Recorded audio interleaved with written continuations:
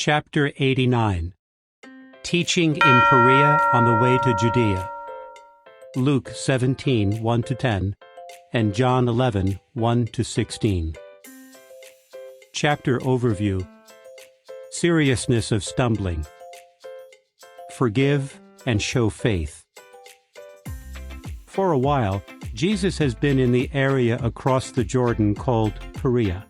John 10:40. He now travels south toward Jerusalem. Jesus is not alone. His disciples are traveling with him, as well as large crowds, including tax collectors and sinners. Pharisees and scribes, who are critical of what Jesus is saying and doing, are also there. They have much to think about after hearing Jesus relate the illustrations about the lost sheep, the lost son, and the rich man and Lazarus. Perhaps with the criticism and sneering of his opposers fresh in mind, Jesus turns his attention to his disciples. He touches on some points that he earlier taught in Galilee. For example, Jesus says, "It is unavoidable that causes for stumbling should come. Nevertheless, woe to the one through whom they come. Pay attention to yourselves. If your brother commits a sin, rebuke him, and if he repents, forgive him. Even if he sins 7 times a day against you, and he comes back to you 7 times, saying, 'I repent,' you must forgive him." Luke 17, 1-4. That last comment may remind Peter of the question he had asked about forgiving up to 7 times. Will the disciples be able to act in harmony with Jesus' words? When they say to Jesus, "Give us more faith," he assures them, "If you had faith the size of a mustard grain, you would say to this black mulberry tree, 'Be uprooted and planted in the sea,' and it would obey you." Luke 17, 5-6. Yes, even a degree of faith can accomplish great things. Jesus goes on to teach the importance of having a humble, balanced view of oneself, saying to the apostles, "Which one of you who has a slave plowing or shepherding would say to him when he comes in from the field, 'Come here at once and dine at the table'?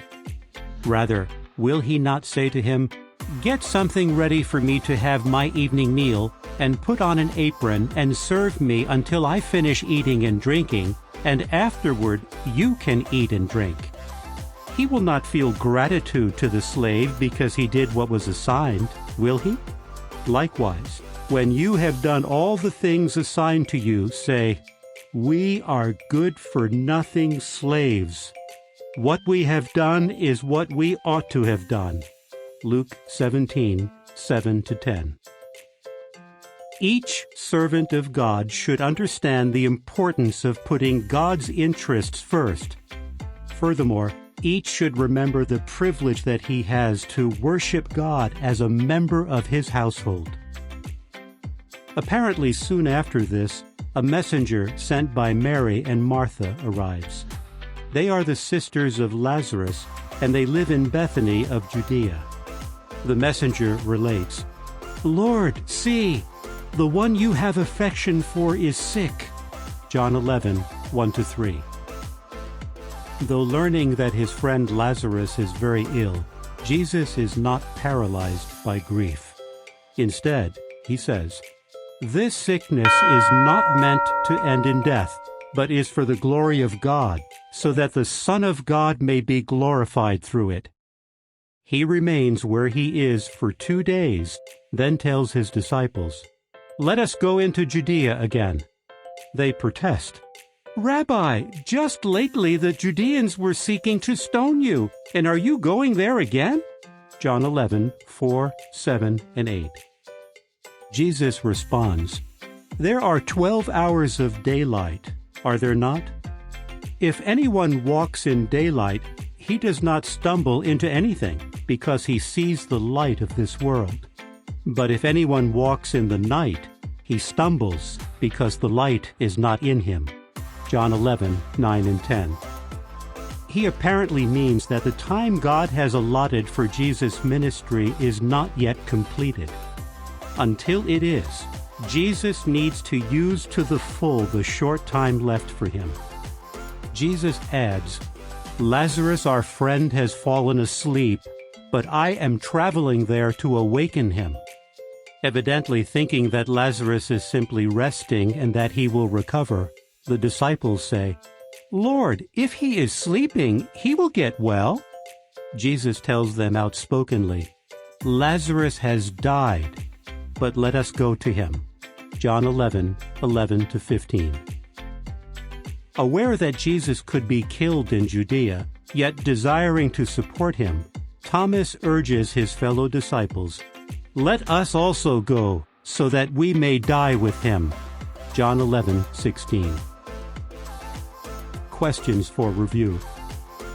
Where has Jesus been preaching? What teachings does Jesus repeat, and what situation does he use to illustrate his point about humility? Jesus receives what news, and why does Thomas mention dying with Jesus?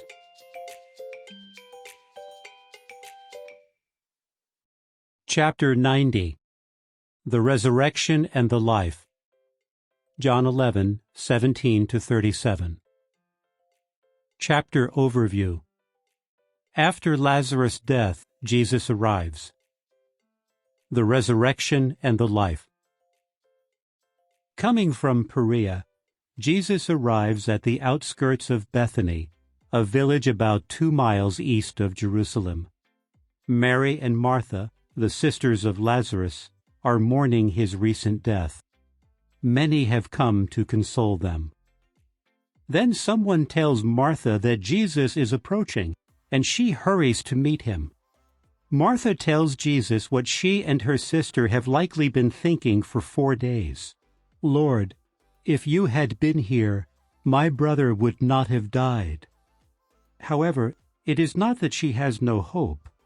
"I know that whatever you ask God for, God will give you," Martha says. John 11:21-22. She feels that Jesus might yet help her brother. Jesus responds, "Your brother will rise." Martha concludes that he is referring to a future resurrection on earth, the hope that Abraham and others had. And she expresses her belief that this will surely occur.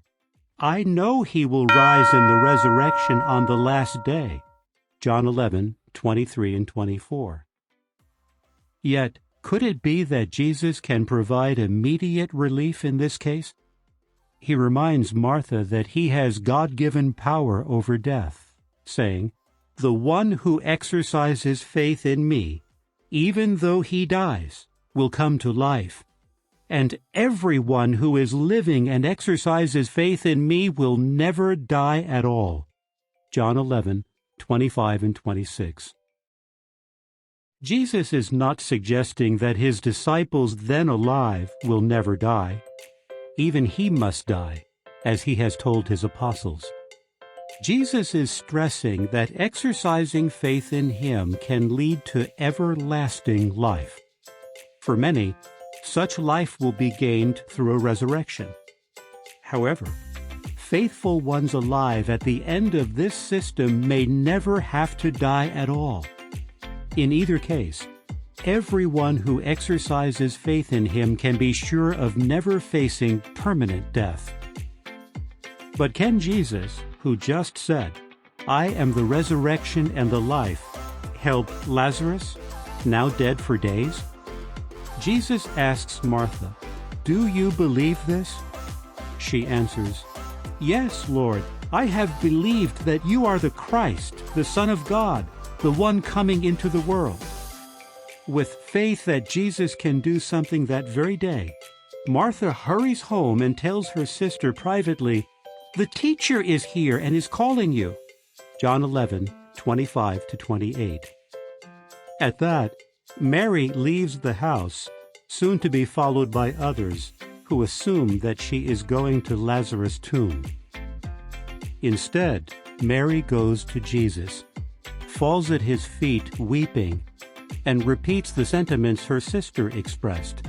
"Lord, if you had been here, my brother would not have died." Moved at seeing Mary and the crowds weeping, Jesus groans, becomes troubled, and even gives way to tears. That touches the onlookers. But some ask, if Jesus could heal a man born blind, could he not prevent this one from dying? John 11:32 and 37. Questions for review. When Jesus arrives near Bethany, what is the situation? What basis does Martha have for belief in a resurrection? How does Jesus indicate that he can do something about Lazarus' death?